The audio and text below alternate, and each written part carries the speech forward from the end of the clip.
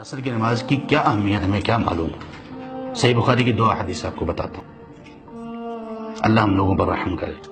لوگوں کا نماز کو چھوڑنا تو دور کی بات ہے، سستی کرنا دور کی بات ہے، صرف عصر کی نماز کے بارے میں سنیے۔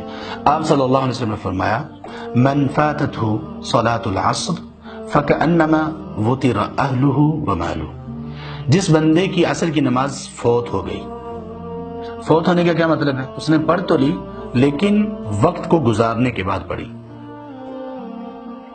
جس شخص کی عصر کی نماز فوت ہو گئی فَكَأَنَّمَا وُطِرَ أَهْلُهُ وَمَالُهُ، تو اس کا نقصان اگر اس کا اندازہ کرنا ہے تو آپ صلی اللہ علیہ وسلم نے فرمایا وہ ایسے ہی ہے کہ جیسے ایک شخص کو یہ خبر ملے کہ اس کا تمام پورے کا پورا مال، بزنس، پراپرٹی، گھر وہ بھی ہلاک ہو گیا اور پوری فیملی بھی ہلاک ہو گئی۔ کیا خیال اس آدمی کے بارے میں؟ خوشحال زندگی گزار ہے، فیملی ہے، بیوی ہے، بچے ہیں، والدین ہیں، کاروبار ہے، بزنس ہے، پراپرٹی ہے، دکان ہے، اچانک خبر یہ ملی کہ سب کچھ جل کر راکھ ہو گیا، فیملی بھی گئی، بزنس بھی گیا، کاروبار بھی گیا۔ کیا حالت ہوگی سب ان کی؟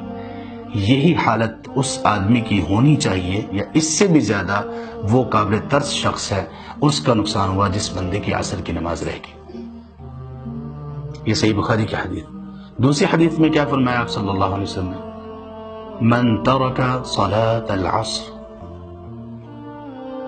من ترک صلاة العصر، جس شخص نے عصر کی نماز کو چھوڑ دیا، جان بوجھ کر چھوڑ دیا، فقد حبط عملہ، اس کے اعمال تباہ ہو گئے،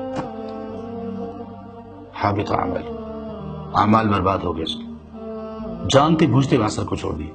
حالانکہ یہ تمام نمازوں کے متعلق ہے، ایک نماز کو چھوڑنا کفر ہے، لیکن عصر کے بارے میں کتنی اہمیت کا بیان۔